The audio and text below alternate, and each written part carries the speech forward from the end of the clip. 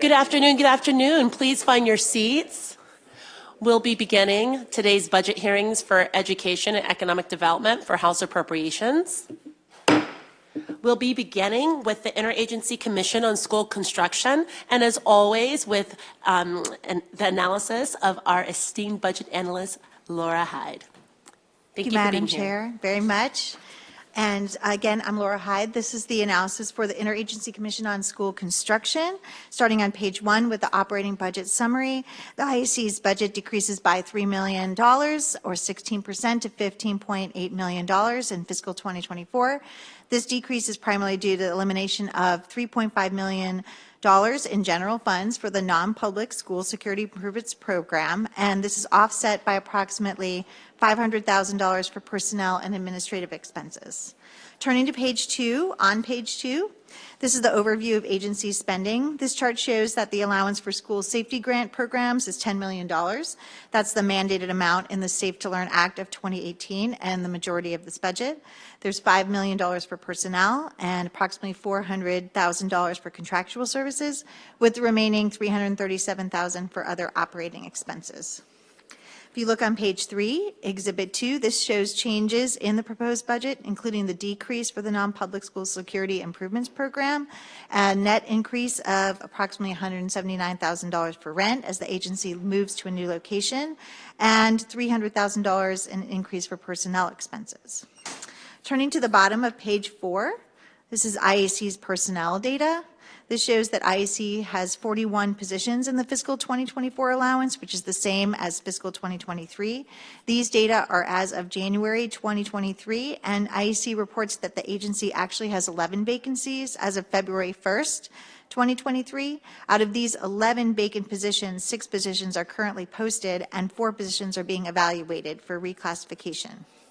Turning to the issues on page 6, with Exhibit 3, this shows a timetable of tasks as required by Chapter 32 of 2022. In December 2021, the work group on the assessment and funding of school facilities, which was constituted as part of the requirements in Chapter 14, completed its final report. This report included a number of recommendations involved in school construction funding, some of which were included in Chapter 32 of 2022. As part of these recommendations, IAC was charged with a number of tasks related to the funding and administration of school construction. Although the agency has completed some of these tasks and started others, DLS suggests that IAC comments on the status of agency actions to meet Chapter 32 requirements. Exhibit 4 on page 9 shows the status of the cloud-based asset library called INFAL that would integrate preventive maintenance and facilities assessment data and allow LEAs to access these data electronically. This is also part of the Chapter 14 requirements.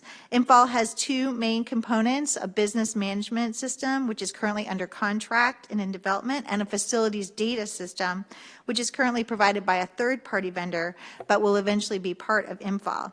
This project has been delayed multiple times, but is finally underway. So DLS recommended that IAC submit a status update on INFAL and Chapter 32 requirements. This recommended action is found on page 11 of this document. This concludes my presentation, and I stand for questions. Thank you so much for your analysis and presentation today. Are there any questions for Ms. Hyde? Seeing none, thank you so much. Now we look forward to hearing from Alex Donahue and Edward Casemeyer, and any other team members as appropriate.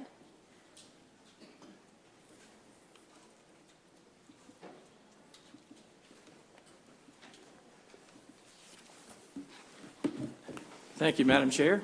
Good to see you. Fellow committee members, good to see you.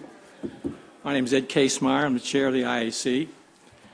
And with me today is our new executive director, Alex Donahue, our deputy director, Cassandra Viscara, and our new CFO, Tom Lockman.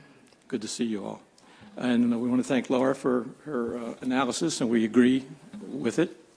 I'm not going to say much other than the IAC is quite a bit different than it has been 2 or 3 years ago, in that we now manage over $1 billion in program management. And I guess 2 or 3 years ago, we were, excuse me, about $400 million. I would just want to say to you that our emphasis from my perspective this year and ongoing is that we work very closely with all the LEAs and try to be someone who is a resource and not someone who gets in the way of getting what the LEAs would like to have done.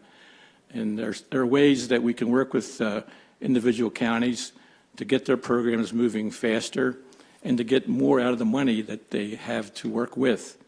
So that's our goal, to be a positive resource. And I think the team we have in front of us, in front of you, will be able to do that. So with that, Alex will continue on. Thank you, Mr. Chair. Good afternoon, Chair and Vice Chair and members of the committee. Thank you for having us today. We have a very small staff, but a powerful one that works hard to carry out the tasks assigned to us. And we do talk a lot about our programs, as we should, because we're allocating hundreds of millions of dollars in state funds to school construction alongside the nearly $2 billion per year in local dollars that the school districts spend. These investments have a tremendous impact on Maryland industry and economy, and most importantly, on every public pre-K through 12 student in Maryland. But we also do a lot of other things with only our staff of currently 30, growing soon to a strength of 40. We evaluate about 150 to 200 significant capital projects per year and a large number of smaller projects for potential funding under 8 to 10 funding programs. We conduct more than 500 assessments of school facilities per year for maintenance effectiveness and condition. We're nearly done with our first 25% refresh cycle of what we call our statewide facilities assessment, or SFA, which assesses the condition and educational sufficiency of each of the state's 1,400 school facilities on a 4-year cycle. We also work with the LEAs to provide technical assistance around portfolio management and share best practices amongst the LEAs. Recently, we've shifted our primary focus from just executing the work to engaging in the necessary communications to get the work done in the best way possible. Communications with our LEAs, our county governments, the associations and stakeholders that work with us and the LEAs, and our elected officials.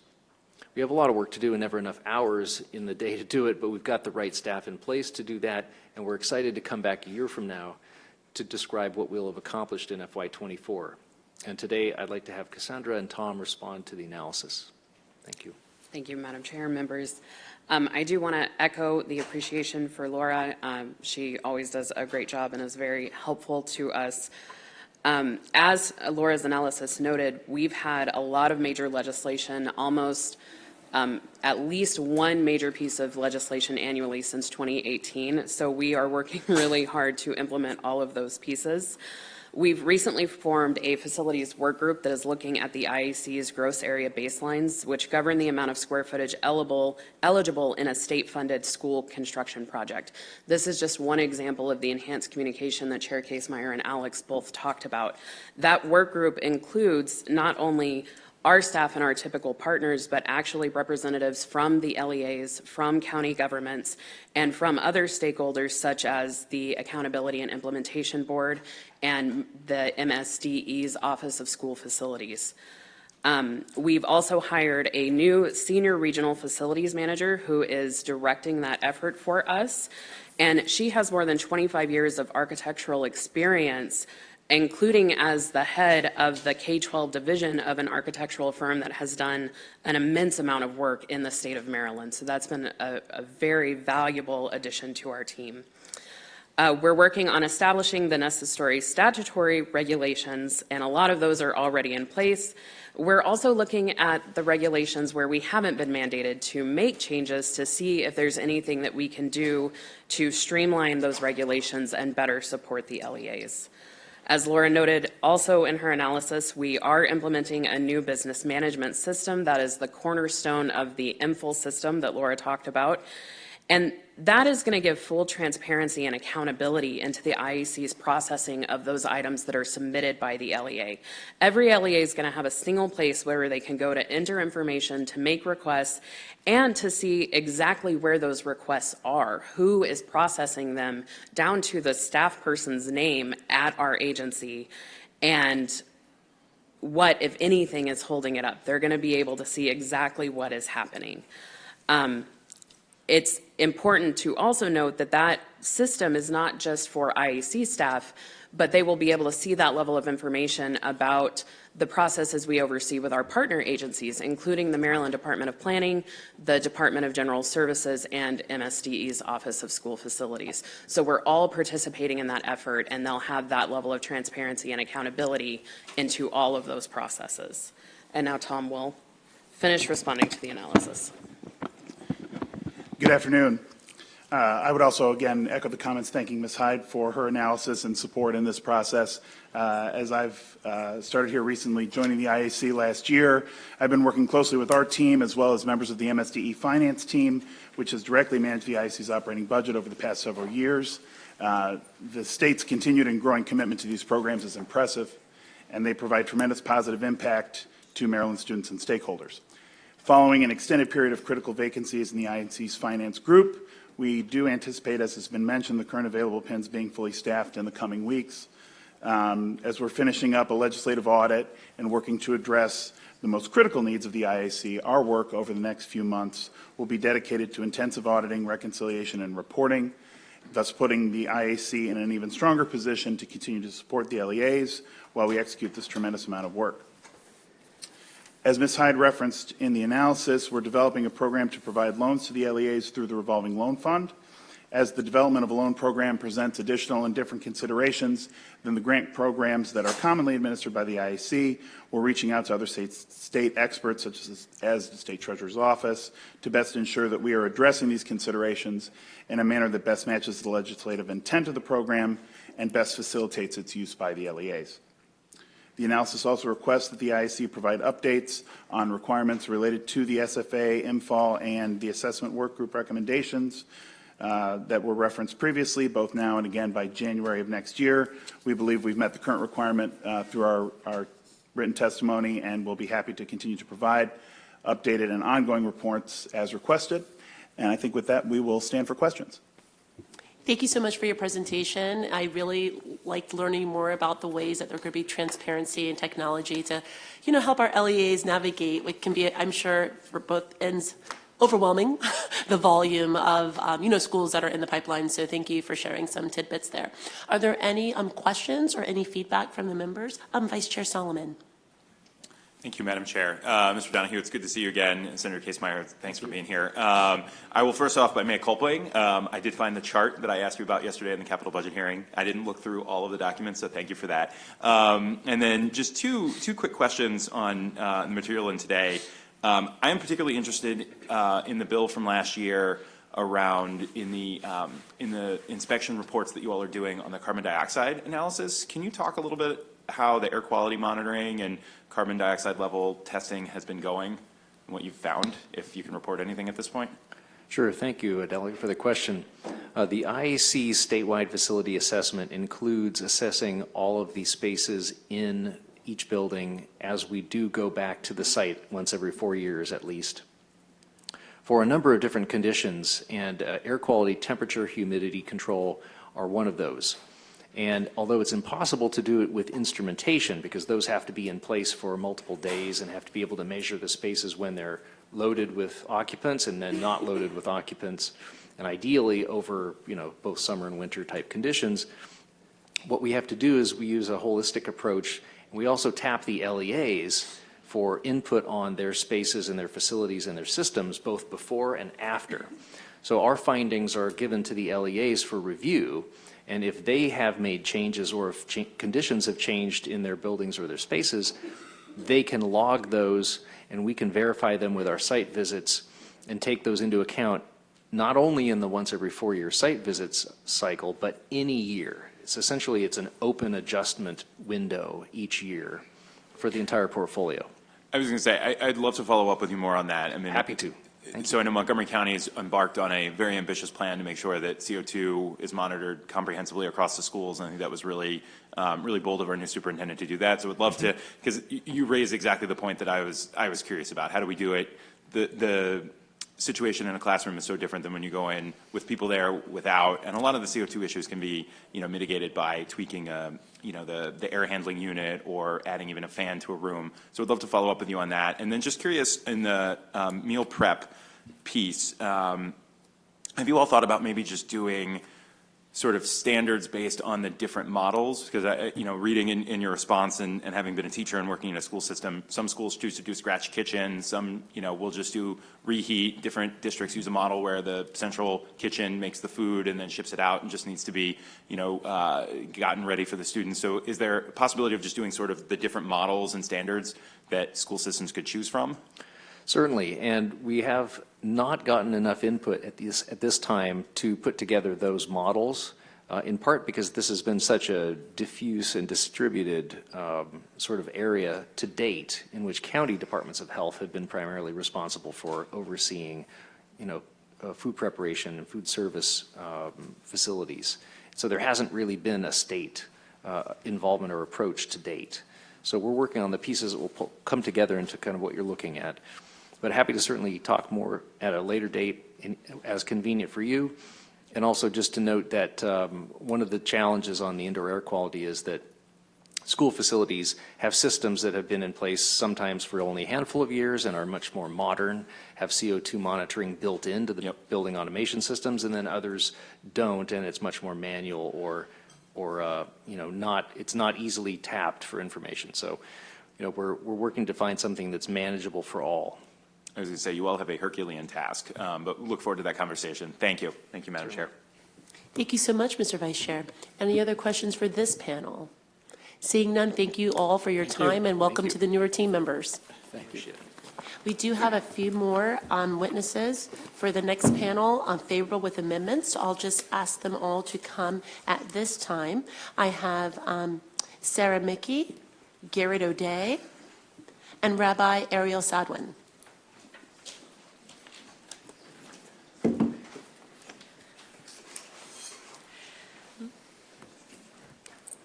Good afternoon, Madam Chair, Mr. Vice Chair. I'm Sarah Mirsky-Mickey. I'm the Deputy Director of the Baltimore Jewish Council, which represents the Associated Jewish Community Federation of Baltimore and all of its agencies.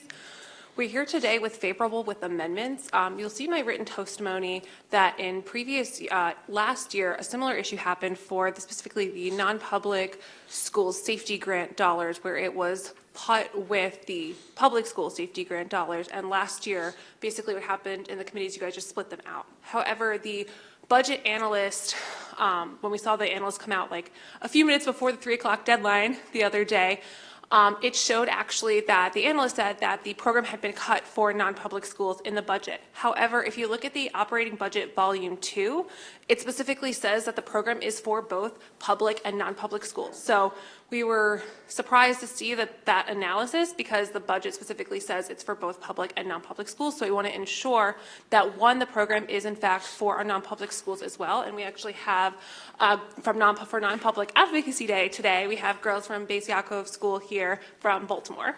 Hello. And two, to make sure that the dollars are separate so that non-publics and publics are not competing with one another for these dollars. Thank you. Thank you so much. Rabbi? Instead of repeating what Sarah said verbatim, I'll just say, There you go. I'll introduce myself for the record. Rabbi Ariel Sadwin, Executive Director of Agudath Israel of Maryland, and the President of Maryland Cape, representing all the non-public schools. And also dittoing what she said about the students behind me, one of whom is my daughter. Which one? Wave. Can we get a wave? Hey, daughter. Sorry about that. Why is the daughter so far back? You don't have to hide. It's okay. It's okay. And yes, same issue. This is something that we've talked about as a group, and we've submitted our amendments in writing, the suggested amendment, and favorable with amendments, and I thank you for considering. Thank you so much. Are there any questions for our panel? Seeing none, thank you for coming here today, and thank you, young ladies, for being here and for lifting up your voices and participating in democracy. Hope you have a good remainder of your day. Thank you. Thank you. And that concludes our budget hearing on the Interagency Commission on School Construction. We'll be moving on to our next budget hearing for the Maryland Technology Development Corporation, most commonly referred to as TEDCO. And we will also have budget analyst Emily Haskell give a terrific budget analysis. Thank you, Madam Chair. I'll start on page 1 with the budget summary. You can see that TEDCO's fiscal 2024 budget increases by 15% to nearly $60 million. General funds increased by $15.5 million, or 40%, mostly due to funding for the Maryland Equity Investment Fund, which was established by Chapter 391 of 2022. The fiscal 2024 allowance includes one-time funding of $10 million to capitalize the fund. Federal funds decreased by $7.6 million for the State Small Business Credit Initiative program, which I'll come back to in a minute.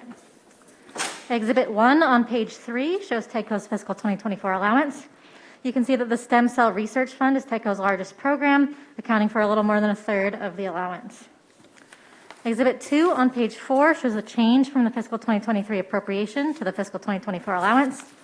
In the bottom portion of the chart, you can see, as I mentioned, the largest change is for the Maryland Equity Investment Fund. Just below that, you can see funding for the Builder program increases. That's due to the increasing mandate by $1.2 million to a total of $6.2 million. Below that, you'll see there's a new $1 million for the Maryland Makerspace Initiative. This funding is mandated at $1 million from fiscal 2024 through 2028. The Maryland Innovation Initiative, which provides grants and investments to help commercialize university research. Funding for that program increases by $2.5 million as well, to a total of $8.3 million. Next, the Maryland Equitech Growth Fund receives $1 million for the first time. And if you turn to pages 8 and 9, I'll talk a little bit more about that program. Language in last year's budget bill restricted funding for TEDCO to study the establishment of an Equitech Growth Fund. The study included recommendations for developing the high-tech industries in the state with a focus on inclusion of underrepresented groups.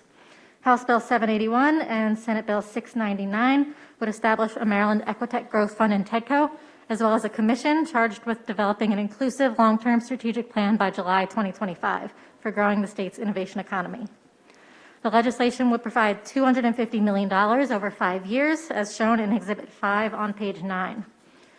TEDCO would use the funding for both physical infrastructure projects as well as workforce development initiatives. You'll see in the chart that fiscal 2024 shows $15 million, which is proposed in the legislation. However, the allowance includes only $1 million. TEDCO plans to use this initial funding to convene the commission and conduct feasibility studies or small pilot programs. DLS recommends making the $1 million contingent on legislation establishing the Equitech Growth Fund in TEDCO. Next, the State Small Business Credit Initiative, or SSBCI program, funds state programs that expand access to capital for small and underserved businesses. The state is receiving nearly $200 million in federal funds for the SSBCI from the American Rescue Plan Act. The funding will come to the state across 3 tranches, with expenditures expected from fiscal 2023 through approximately fiscal 2030. The Department of Housing and Community Development is the lead agency for Maryland for the SSBCI program, and DHCD has allocated $50 million of Maryland's $200 million to TEDCO.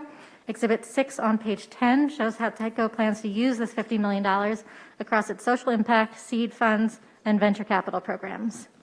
The fiscal 2023 appropriation includes $11.7 million in TEDCO for SSBCI, while the allowance includes $4 million. So far, TEDCO has awarded $3 million in SSBCI funding through its seed funds, $1.2 million through its venture funds, and $850,000 through its social impact programs. For the Venture Capital Limited Partners Program, TEDCO is contracted with a consultant to identify 3 or 4 fund managers that are run by members of traditionally underrepresented groups, and the selection process for those fund managers is underway. Finally, on page 11, you'll see the DLS recommended language making funding for the Equitech Growth Fund contingent on legislation. And that concludes my presentation. I'd be happy to answer any questions. Thank you so much for your presentation. Are there any questions? Seeing none, thank you so much. Thank you. We welcome before us the CEO of TEDCO, Troy Stovall. Great to see you. And you can bring up any team members that you would like to join you as well. Or allies, supporters, team members, whatever we're calling everyone. Absolutely. Great to see you. In real life. Madam Chair, Yes. members of the subcommittee, thank you for allowing us to testify today. My name is Troy Lamel Stovall. I humbly serve as the CEO of TEDCO. I want to thank Emily for her always great analysis. Last year I said I didn't have anything to add, and I really don't have anything to add, but I'm going to take some time anyway to say some stuff anyway. We definitely appreciate the support of the legislators over the years, as well as the current support of Governor Moore. Come May, TEDCO will be around for 25 years. 25 years of impact to the state, and we're very proud of that fact. We're a pretty small group. We currently right now have about 30 people that work at TEDCO, but over those 25 years, we've hired about 160 people. And we did a study about a year and a half ago that said we had, and we know the number's a little smaller than it should be, but about $2.5 billion, but we know it's more than that of economic impact. But if you do the math over that 25 years, so just take that 2.5, that's $100 million a year of impact. Or if we think about it over the number of employees, which is a metric that sometimes is used in corporate America in terms of productivity, that's over $15 million per employee over the course of TEDCO's existence. And so we have been able to show great impact with a small number of people. And we've done that by touching different parts of the state. We touch it through our Maryland Stem Cell Commission, which you'll hear from, and I've talked to our medical research as they look for great new innovations in addressing things like diabetes and sickle cell and cancer.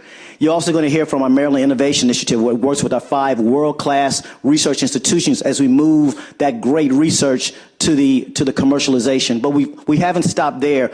We're working on efforts where we can take that type of model to our comprehensive institutions. And how do we think about innovation, entrepreneurship there? We touch our national leading federal labs. We have the leading number of federal labs through our federal programs. And how do we bring that innovation that's sitting behind the gate and bring that out? We touch every single county in the state, both rural and urban, through our Rural and Urban Business Innovation Initiative, where we're really looking to address the ecosystems at a very localized level. We address communities and individuals that have been underinvested through our marketing and investment efforts, where to this date, I've been here a little over, coming up on 3 years. In that time, we've done almost 100 deals. More than half of them have been done to an entity that's owned by someone of color or a woman, and more than half of the money has gone to someone of color and a woman. But we haven't stopped there. We also invest in our people. Those 30 people that I just mentioned, we invest in them and the infrastructure at TEDCO. So as I think about this and the budget, again, I appreciate the governor and your support of TEDCO. We're a real small but mighty team that has, over these last 25 years, delivered the type of impact that when you set us up that we've done. So I stand here ready to answer any questions, but I want you to first hear from my friends at Stem Cell and then from MII. Thank you for the honor of being here today and testifying. I'm Kurt Siven. I'm a professor at the University of Maryland. My job is to guide and lead stem cell research at the University of Maryland, but I do this through the lens of a pediatric oncologist who's spent decades taking care of kids, doing clinical trials, and having the privilege of bringing the research of others and my own research to my patients. And so through this lens of the pediatric oncologist, I want to say that to me there's really nothing more wondrous and beautiful than witnessing research from our labs produce cures for our patients. So the Maryland Stem Cell Research Fund has been essential to our work, and I talk inclusively across Maryland, our work to develop stem cell therapies. Since its inception in 2007, MSCRF, as we fondly know it, has developed a myriad of research projects across Maryland and across diseases. As just one current example, in my own research on the blood-forming stem cells, MSCRF is supporting our collaboration with a biotech company to enhance the isolation of stem cells for transplantation and gene therapies. In these therapies, we use precise molecular scissors to edit the genomes of our patients' own blood-forming stem cells so that the blood they form will be therapeutic or at least not sick. These lead to new CAR-T therapies for cancer, and they're going to lead to new therapies for genetic diseases like sickle cell anemia. Wouldn't it be wonderful if we could every day edit the tiny DNA typo, one base change, that makes somebody have the dread disease, sickle cell anemia, by the bad luck of a Russian roulette-like genomic game? If we could instead edit that to provide a normal life by providing the living drugs of blood stem cells that were corrected by our editing process. So as MSCRF propels science and helps our patients, It also promotes collaborations between research institutes, industry partners, and creates jobs. As the Associate Dean for Research at the University of Maryland and as the Director of the Center for Stem Cell Biology and Regenerative Medicine, I've personally mentored several investigators, including early-stage investigators who are attracted to Maryland because of the existence of this research fund.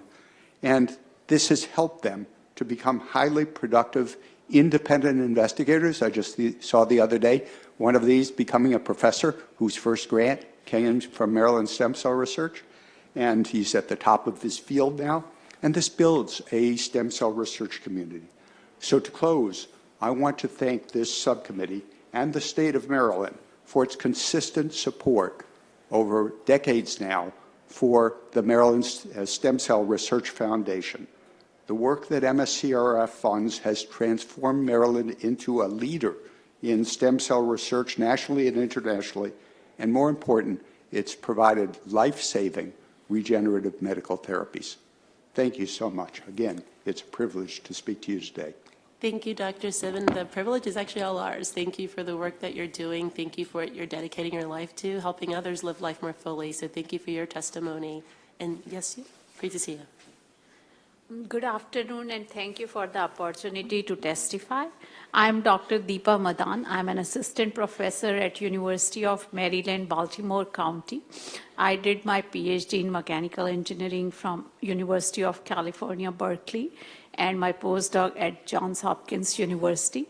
And I'm working on flexible thermoelectric materials and devices. My primary research area is the performance improvement of materials which can be used for flexible electronic devices. Over the past few years, I have received two MII grants.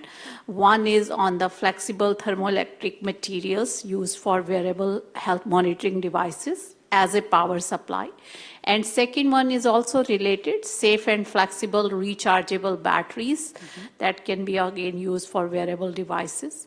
While my basic research has been funded by National Science Foundation, but this MII grant has been instrumental into the commercialization of these two products, which can be used by consumers as well as patients alike.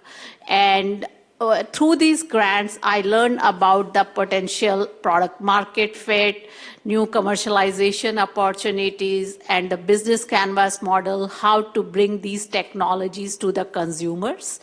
And this grant, even more importantly, it was very helpful to bring this knowledge to the university students as well. And it was helpful. Believe me, I didn't know all these words. As you can still see, I'm still trying to figure out the words. It helps me to figure out, to find the best product market fits and the consumer side of the research, the fundamental research I was doing. And that's what I'm trying to introduce to my students through teaching as well. And I can give them the perspective how we can connect the fundamental knowledge to the practical knowledge. So right now, I feel I'm ready to start the new Maryland-based venture where I could hire the Maryland graduate students as well as impact the Maryland state economy and contribute to the field of wearable electronic devices. In closing, I would like to thank the committee and the subcommittee and State of Maryland for their continued support to the Maryland Innovation Initiative and recognizing their effort for the technology that they are putting in. Thank you so much. Thank you so much for your testimony, and I'm so glad we were able to keep you in Maryland after your postdoc research. Are there any questions from the committee? I just have a quick one. I know that you're celebrating 25 years, and that's obviously a big milestone. But if there were any things beyond what was discussed in this current budget that you would like us to be thinking about, maybe kind of into the future, could you maybe just give us a few highlights? No, I appreciate you asking that question, Madam Chair. Again, appreciate the funds that have been provided through like the Equity Fund and the SSBCI funds. But yeah, the three areas I think I'd like to bring to the subcommittee's attention, if I may. You heard me mention that we've done a super job. You've got sitting here Ms. Thomas, who leads our marketing efforts, and Mr. Minor, who leads our investment team, our chief investment officer. And they've done a tremendous job of getting us into communities that we just weren't in. But we've been doing that on our own. And so we really do need some funds to help us drive even greater penetration to those urban and rural markets to let them know more about what we're doing at TEDCO and the services and the funding that we have available to us. And we think we need about a $1.5 million to do that. You've just heard us talk about the Maryland Innovation Initiative. That's been around for 10 years. They've had the exact same budget for that same time. The exact same budget. And so if you think about that, and particularly in the areas of like life sciences, the ability for that research, when the MI was started, there wasn't a lot of monies out there, venture monies that went after that, but there is now more competition, but their ability to write bigger checks has been limited by their budget. So we'd like to increase that. We've asked for about $5 million in addition to the $5 million, a little over $5 million they have today. We thank Governor Moore. He has been able to put half of that, but we really would like to see that increased to get to $10 million. And then lastly, you've heard me give a lot of data here today. And so one of the things we want to move to is being a much more what we call a business intelligence driven organization. And so to do that, we've asked for some funds to help us drive that. We've asked for about $600,000 to drive that. We have about $3 million available for that, so we're asking for that full to be funded. So again, thank you for that. And then also I failed to mention the steady funding, the level funding, that was done for the Stem Cell Commission for the $10 million that was held steady for that. That's hugely incremental to what they're doing. So you're now at 20. They increased it by 10. So yes. So thank you for that question. No, of course. Thank you. Any additional questions for our panel? Seeing none, that concludes the budget hearing for TEDCO, and it also concludes all budget hearings for today. Thank you, and have a great afternoon all.